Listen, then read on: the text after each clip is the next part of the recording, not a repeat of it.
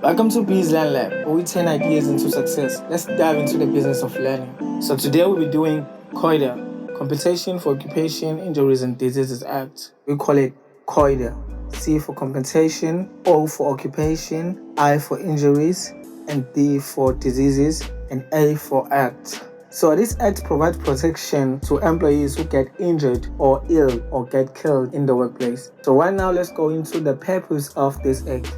The question that you may come across in an examination is that what is the purpose of COIDA? COIDA provides a comprehensive protection to employees who got injured in the course of performing their duties. COIDA appeals to all casual and full-time workers who become ill, injured, disabled, or killed due to a workplace accident. It excludes workers who are guilty of willful misconduct or workers working outside of South Africa for at least 12 months or members of the South African Defence Force or police services. It provides for the establishment of a compensation board whose function is to advise the Minister of Labour on the applications or provisions of COIDA. So this is an act which allow people to get covered or to be paid if they have accident at the workplace, or if a person dies, then the business will have to cover the funeral of the employee. So right now let's go into the impact of this act.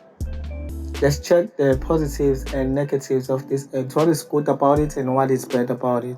The positive impact of COIDA. The first thing it promotes safety in the workplace.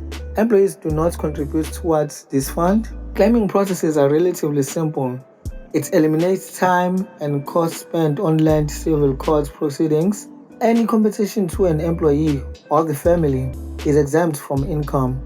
Employers are protected from financial burden should an incident occur in the workplace, provided that the employer was not negligent.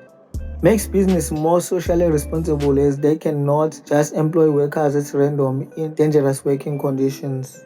Workers are treated with dignity and respect, as the business view them as a valuable asset and not just as workers. So let's go to the negative impact of this act. Claiming processes can be time consuming. That means it takes a lot of time to claim. Domestic or military workers are not covered.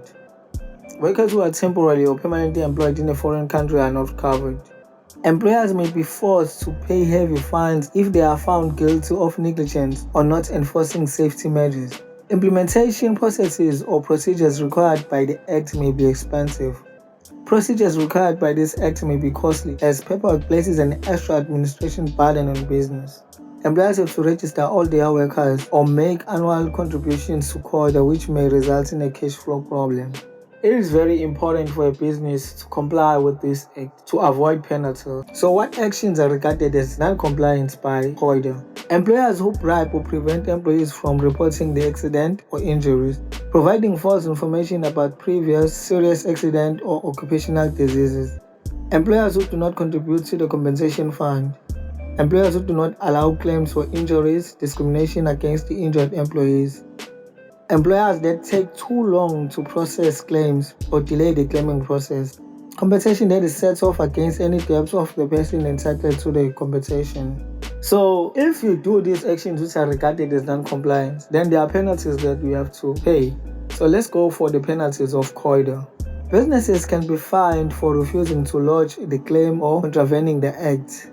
Business can be fined for refusing to lodge the claim. Businesses can be forced to make a large payment if they did not take the necessary precautions according to the Act. They may be forced to pay any recovery costs required by the compensation fund. The employees may take business to court for not registering them with the Commissioner of the Compensation Fund. If businesses are found guilty of any misconduct, they will have to pay large penalties or face imprisonment. Okay, so there are ways in which business can comply with COIDA. Businesses should provide a health or safe working environment. Ensure that the premises or equipment or machinery is in good condition. Register with the Compensation Commissioner and provide the particulars of the business. Report all incidents causing death, injury, or illness of employees. Leaves must be paid to the Compensation Fund. Keep records of employees' income and details of work for 4 years. Submit returns of earnings by no later than 1 March annually. Allow regular assessment of workplace by inspecting in order to determine the level of risk that employees are exposed to. Employers may not make deductions for COIDA from employees' remuneration packages. Business must ensure that claims are lodged within 12 months of the date of the accident. The COIDA provides a system of no-fault compensation for employees injured or who got contact diseases during the course of their employment. The conclusion reached is that COIDA benefits are encompassed within the constitutional right to access social security, as it constitutes a form of social insurance. Alright, so what is the tip of the day today? When you're going to examination, please ensure that you don't tell stories. You only write facts, because stories are just going to get you half marks or no marks at all. You're telling me to rap right now. Don't forget to like, subscribe, and hit that notification button. If you have any questions, hit me on the comment section.